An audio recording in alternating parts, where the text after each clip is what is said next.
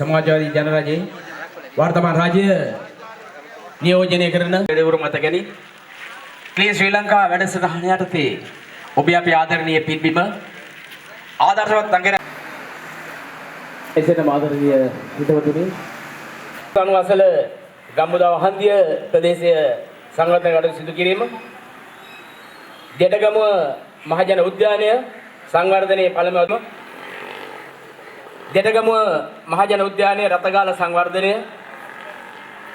වලේපා කතරගම රතගාල සංවර්ධනය කතරගම දෙවෙනි රතගාල සංවර්ධනය ඇතුළු සංවර්ධන ක්‍රියාදාමයන් රාශියක් ආරම්භ කිරීමට නියමිතව තිබෙනවා. සංචාරක නගරයක් ලෙසින් කතරගම ප්‍රතිනිර්මාණය කිරීමේ උදාරතර ဒုတိယံ පි බුද්ධං සරණං සරණං ගච්ඡාමි ගච්ඡාමි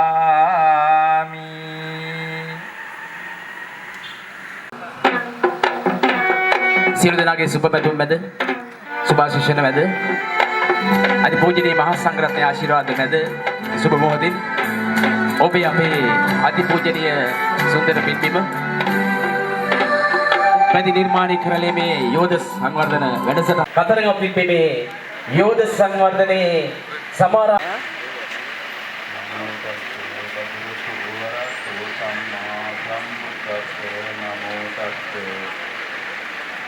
සම්මා සම්බුද්දස්ස නමෝ තස්ස භගවතු වරහතෝ සම්මා සම්බුද්දස්ස භගවතු සාවක සංඝෝ විපටිපන්නෝ භගවතු සාවක සංඝෝ ඥාපුරිස යුගානි අට්ඨ පුරිස පුද්ගලායස භගවතු සාවක සංඝෝ ආහුනේයෝ පාවුනේයෝ දක්ඛිනේයෝ අඤ්ඤති කරණීයෝ අනුත්තරං පුඤ්ඤක්ඛෙත්තං ලෝකස්සාති සම්පදං සම්ප දේවතා සම්ප බුද්ධානුභාවේන සදා සොත්ති භවන්තු තේ භවතු සම්ප මංගලං වත්තන්තු සම්ප දේවතා සම්ප ධම්මානුභාවේන සදානුභාවේන සදා සොත්ති භවන්තු තේ මත්ත කුසලේන යන්තං සන්තං පදං අபிසමෙච්ච මේ විදිහට නාගරික සංවර්ධන අධිකාරිය මගින් විස්තරාත්මකව පැහැදිලි කරන්න ලබනවා. ගොඩනැගෙන නිර්මාණය වන සංවර්ධන නිවන නගරයේ මුලක්ෂණය වගේම එහි ප්‍රතිනිර්මාණය මම පැහැදිලි කරන්න ලබනවා. මාර්ග සංවර්ධන අධිකාරී ඉන්දාරි මහත්වරුන් ලෙස ඒ වගේම මේ අත්දැක ගන්නා නාගරික සංවර්ධනයේ ඉන්දාරි මහත්වරුන් ලෙස පිටවෙත් උත්සව සභාව ඔබ දකින්නේ අතන HNB බැංක් එක සෙලන් බැංක් එකේ ATK එකට ඇඳලා සෙට් එක ළඟට වෙනකන් ස්ට්‍රීට් ෆස්ට් ඩෙවලොප්මන්ට් එක කරනවා මෙතන. ඊට පස්සේ දෙවෙනි ප්‍රොජෙක්ට් එක විදියට ඔල්ලොස් කොන්වත් එක්ක එතන ලෑන්ඩ්ස්කේප් වයිස් ඩෙවලොප්මන්ට් එකක් කරනවා භූදර්ශන සංවර්ධනයක් විදියට. ඊට පස්සේ එතන තමයි එන්ට්‍රන්ස් එක විදියට අපිට ගන්න පුළුවන් ඉන්නේ ප්‍රධාන වශයෙන් පළවෙනියට එන්ට්‍රන්ස් එකක් විදියට කතරගමට. ඊළඟට තුන්වෙනි ප්‍රොජෙක්ට් එක විදියට අපිට යන්න වෙන්නේ දෙඩගමුව වැව ආශ්‍රිතව මහජන උද්‍යානයක් නිර්මාණය වෙනවා. මෙතන ඒකෙදි පළවෙනි අදියර විදිහට වැව ආශ්‍රිත බන්ඩ් එකේ සැන්ඩිලොම් එක අපිට වෝකින් පාත් එකක් අපි නිර්මාණය කරනවා. ඉතින්දී එතනට වීදි ලාම්පු ඒ වගේම ඉඳගන්න බෙන්ච් ඒ ඔක්කොම එතනට ලොකේට් වෙනවා. ඊළඟට ඒකත් එක්කම ඒකට අවශ්‍ය කාර් පාකින් එකත් එක්ක එතන ලෑන්ඩ්ස්කේප් වයිස් ඩෙවලොප්මන්ට් එකක් වෙනවා. කියන්නේ අයිකොනික් ස්පිල් එක මෙතන තියෙන්නේ. එතන ඉඳන් මෙතන අර වංගුව තියෙන්නේ. එතන වෙනකන් අපි පාත් එක හදනවා. නිසා මෙතන කාර් පාකින් ඊට පස්සේ මෙතන කැෆෙටේරියා එකක් ඒ හැමදේම මෙතන තියෙනවා. ඊට පස්සේ අපි ඊළඟට තියෙන්නේ ප්‍රොජෙක්ට් තව දෙකක් තියෙනවා කාර් පාකින් දෙකක්. එකක් වලේ පාක් එක මෙතන ඒකේ පාක් එක ඩෙවලොප් වෙනවා. එතන ඩෙවලොප් වෙනවා ලෑන්ඩ්ස්කේප් එකත් එක්කම. ඊට පස්සේ මෙතන පළවෙනි අදියර විදිහට ඩ්‍රේනේජ් සිස්ටම් හදනවා. ඒකෙදී වහලේ ඉන්ටර් සංස්කරණය කරන්න තියෙනවා. ඒකට ක්ලොක් එක වෙනස් කරන්න තියෙනවා. ඊට පස්සේ එතන ලෑන්ඩ්ස්කේප් එක තියෙනවා. මේ ලෝසන කාට හරි බාර දෙන්න මේක වැඩ කරන්නේ. හරි ඔව් දැන් මේ පාරේ ඩිජිටල් එකක් මලානික බවක් තියෙන ඇතුළත් එක. ඒකට ඒකේ අපිට ජොගින් වලට ගන්න පුළුවන් එහෙම නැත්නම් වෙන අපි ප්‍රතිමුතුන්ට ඇවිදින්න ඒකත් එක්ක ඉන්න මොකද ළඟට ආපාකිකයි එතන ලෑන්ඩ්ස්කේප් එක. මේ වගේ ස්ට්‍රක්චර් එකක් එනවා. මේක පාට මෙතන ඒකට අපි කතරගම එම වෙන්නේ වෙන කිසිවක් නිසා නෙවෙයි. වෙන් කරන ලද මුදල් එක රුපියලක් අවභාවිතා කිරීමකින් තොරව නිශ්චිතව සැලසුම් සහගත ක්‍රියාවලියක් ඔස්සේ බිමට එන දවස කතරගම නගරය රටේ බ්‍රෑන්ඩඩ් සිටි එකක් විදියට ආදර්ශ නගරයක් විදියට සංවර්ධනය කරන්න නම් ඒ සඳහා නිශ්චිත වූත් ක්‍රමවත් වූත් සැලැස්මක් අවශ්‍ය කරනවා. ඒ නිසා නාගරික සංවර්ධන අධිකාරිය නියෝජ්‍ය අධ්‍යක්ෂතුමා තාම ක්‍රමානුකූලව පැවසුවා මේ සංවර්ධන ක්‍රියාවලියට අවශ්‍ය කරන සැලසුම්කරණය ඊටාම වැදගත් වෙනවා. ඒබ්‍රහම් ලින්කන් එක් වෙලාවක කියනවා මට ගහක් කපන්න පැය 6ක් දුන්නොත් පොරවත් එක්ක මම පැය 4ක් කරන්නේ පොරව මුවහත් කරන එක කියලා. හරියට පොරව මුවහත් කරගත්තොත් තමයි ගහ කපන්න පුළුවන් වෙන්නේ. ඒක නිසා කතරගම සැලසුම්කරණය විතරක් නෙමෙයි සමස්ත රටේ සංවර්ධනයේදී අපිට සැලසුම්කරණය ඉතාම වැදගත් වෙනවා. ඒ සැලසුම්කරණය නිසි පරිදි කරපු නැති නිසා තමයි අපි අද දවසේ විසඳන්න වෙලා තියෙන ප්‍රශ්න බහුතරයක් විසඳන්න වෙලා තියෙන්නේ නිශ්චිතව නිසි ක්‍රමවේදයක් ඔස්සේ සැලසුම්කරණයකින් තොරව කටයුතු කිරීම නිසා. ඒ නිසා අපි රජයක් විදියට අපි මැදිහත් වෙනවා නිලධාරීන් එක්ක ඉතාම සුහදව කටයුතු කරමින් මේ රට සැලසුම් සහගත ක්‍රියාවලියක් ඔස්සේ සංවර්ධනය කරන්නට. ඒ නිසා තමයි අපේ ගෞරවනීය ස්වාමින් වහන්සේ අපේ නායක හාමුදුරුවනේ ජනාධිපතිතුමා 2026 පුරවැසි ආයවැය ඉදිරිපත් කරනකොට ඒක නිශ්චිත වූ උපාය මාර්ග 6ක් ඔස්සේ ගොනු කරලා අයවැය සමස්ත ක්‍රියාවලිය එදා දවසේ පැය 4:00මාරක් රටට පැහැදිලි කරේ. ඒ අයවැය සමස්තයම රැඳිලා තියෙන්නේ තිරසර සහ සැමට සාධාරණ ප්‍රවේශයක් යටතේ ආර්ථික වර්ධනයක් අත් කර ගැනීම පළවෙනි උපාය මාර්ගය. දෙවෙනි එක විදියට ගත්තොත් එම තියෙන්නේ අපනයන විවිධාංගීකරණය ඇතුලේ ආදායම් උත්පාදනය කිරීම. තුන්වෙනියට තියෙනවා ණය තිරසරභාවය තහවුරු කිරීම 2028 ඉඳලා දැවැන්ත ණයක් ගෙවන්න තියෙනවා. ඒ සඳහා නිශ්චිත සූදානමක් ඇති කර ගනිමින් තියෙනවා. හතරවෙනියට තියෙනවා නිෂ්පාදන ආර්ථිකය ශක්තිමත් කිරීම. පස්වෙනියට තියෙනවා ග්‍රාමීය දිලිඳු බව තුරන් කිරීම සඳහා විවිධ ප්‍රවේශ ඇතුලේ වැඩසටහන් ක්‍රියාත්මක කිරීම සහ 6 ඩිජිටල් කරණය යටතේ මේ ආර්ථික ප්‍රවර්ධනය ඇති කිරීම. ඔන්න ඔය උපාය මාර්ග 6 යටතේ සමස්ත අයවැය සමස්ත රටේ වෙන් කරන මුදල් ටික හරියට ගොනු කරලා ඛණ්ඩනය කරලා රටේ ඇතුළට මුදල් ටික දැන් බෙදලා දීලා තියෙනවා. ඒ නිසා මේක හුදු පරිසර සංවර්ධන වැඩසටහනක් විතරක් නෙමෙයි. සමස්ත ලංකාවේ වැටිලා තියෙන අධ්‍යාත්මය දේශපාලකයා විසින් තමන්ගේ දඬු අඬුවට අහු කරගෙන කඩයක් දෙනවා නම් කඩය දුන්නේ දේශපාලනේ මැදිහත් වෙලා.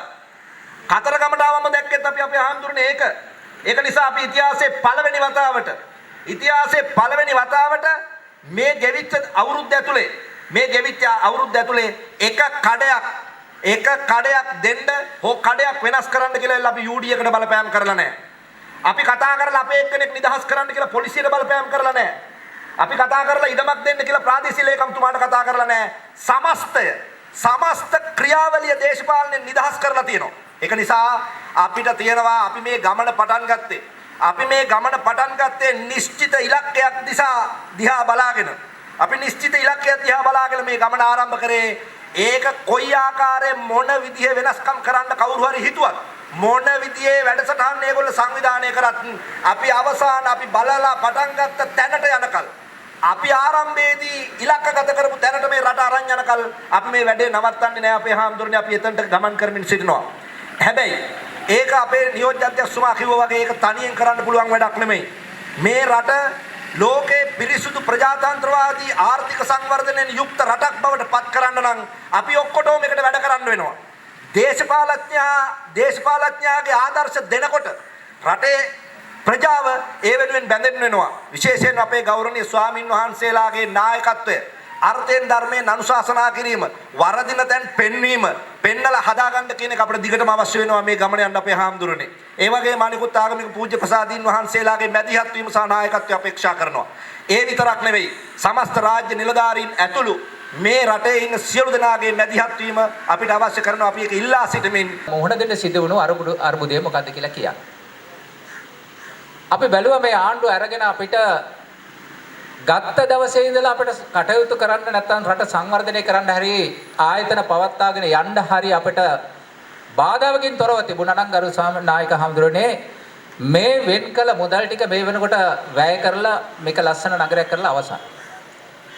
හැබැයි අපි ගන්නකොට තිබුණු රට තමයි මුදල් නැති භාණ්ඩාගාර හිස්සලා එහෙම නැත්නම් රටේ ආර්ථිකය එකතන තියලා සංවර්ධන කටයුතු කියන එක සහ මුලින් නවත්තලා තිබිච්ච රටක් තමයි අපිට බාර ගන්න සිද්ධ වුනේ.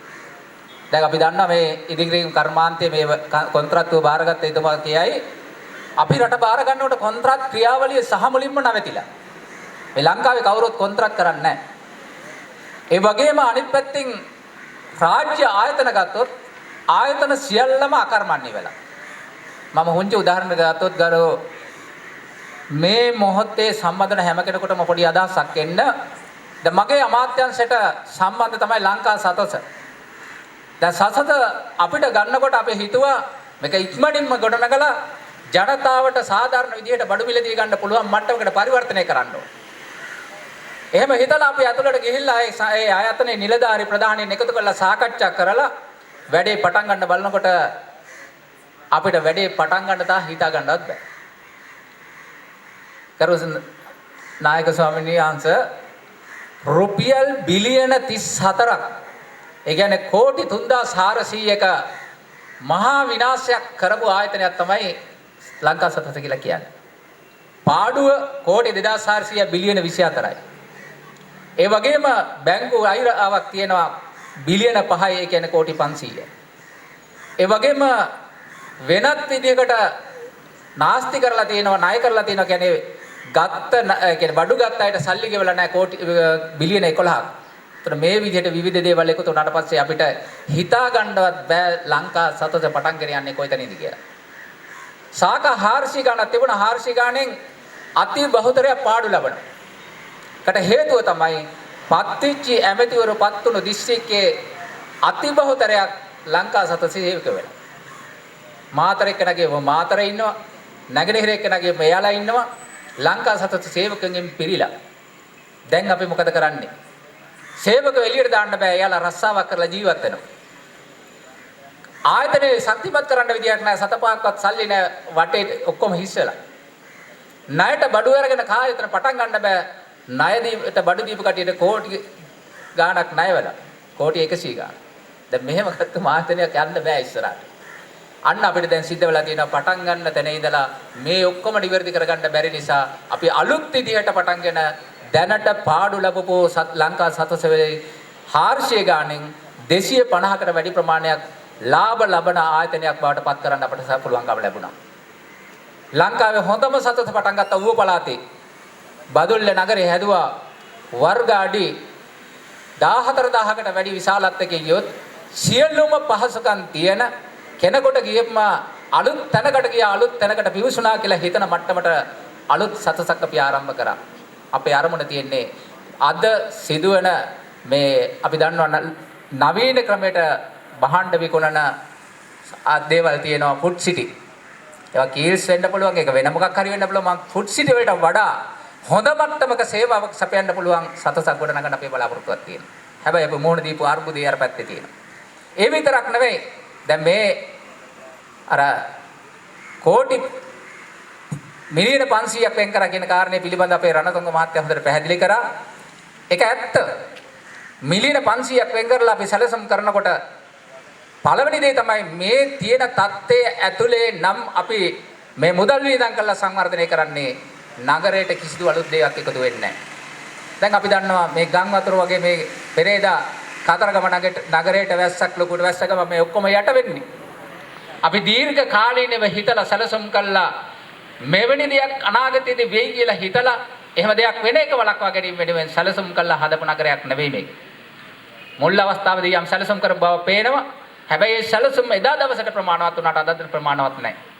ඒ නිසා සිද්ධ වෙලා තියෙන්නේ අපිට අවිධිමත් විදිහට සංවර්ධනය වෙච්ච නගරයක් විධිමත් විදිහට සංවර්ධනය කරනකොට අර අපේ රුවන් මන්ත්‍රීතුමා කිව්වා වගේ ඒ වගේම රණසුංග මහත්මයා කිව්වා වගේ මේ නගරේ ඉන්න පුරවැසියන්ගේ දායකත්වයේ සහභාගීත්වය ඕන.